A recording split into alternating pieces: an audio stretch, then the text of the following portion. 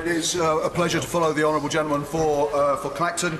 He will not be surprised that I profoundly disagree with his viewpoint. But I think it is good that finally the House has had the chance to debate the full range of options before our country. I will vote with most enthusiasm tonight for the amendment tabled by my right honourable friend for Derby South. I voted to respect the outcome of the referendum in 2016 and trigger Article 50.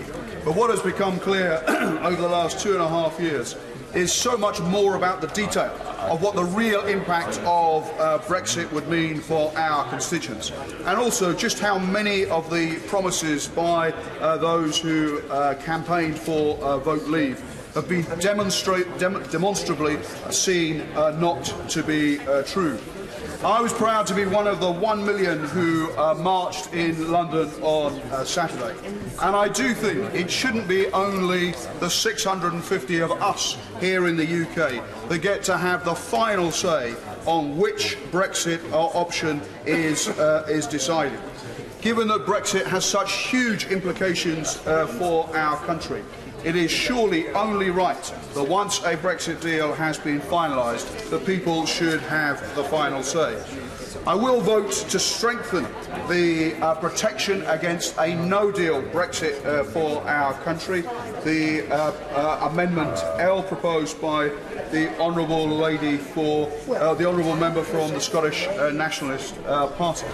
But I do think we have, as a House of Commons, to try to help the Prime Minister and the government to move on from the deal that she has been peddling so unsuccessfully for so long.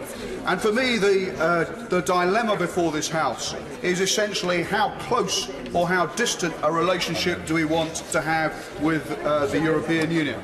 Every independent economist suggests that the more distant our relationship with the European in the future, the greater the adverse economic impact will be. So for me, that means that we should opt for the softest Brexit possible, staying in the customs union and staying in the single market.